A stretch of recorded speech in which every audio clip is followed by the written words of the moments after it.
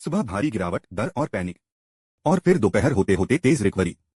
सबसे पहले बात करते हैं सुबह मार्केट गिरने की। मार्केट खुलते ही दबाव में इसलिए आ गया क्योंकि बजट 2026 में एफओ ट्रेडिंग पर एसटीटी बढ़ा दिया गया। इससे फ्यूचर्स और ऑप्शन की ट्रेडिंग लागत बढ़ गई और बड़े ट्रेडर्स, एल्गो प्लेयर्स और इंस्टीट्यूटर्स ने तुरंत रिस्क कम करना शुरू कर दिया। जैसे ही मार्केट को लगा कि डेरिवेटिव्स ट्रेडिंग अब महंगी हो गई है, बैंकिंग, फाइनेंशियल्स, ब्रोकिंग और हाई बीटा स्टॉक्स में बिकवाली तेज हो गई। इसके साथ ही विदेशी निवेशक यानी एफआईआईज पहले से ही सेलिंग मोड में थे। बजट के बाद उन्हें ये सिग्नल मिला कि इंडिया में ट्रेडिंग कॉस्ट बढ़ रही है और रिटर्न्स पर दबाव आ सकता है।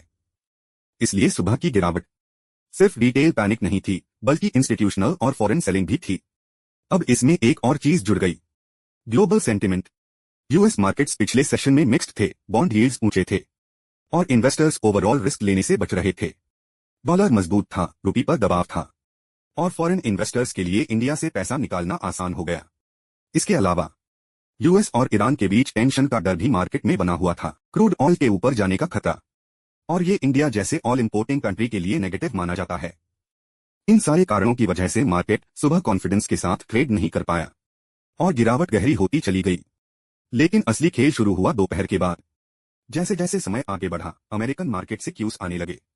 डो जोन्स और नस्दाक के फ्यूचर्स में मजबूती दिखने लगी। इससे ग्लोबल ट्रेडर्स को ये सिग्नल मिला कि यूएस मार्केट में बड़ा क्रैश आने की संभावना फिलहाल कम है।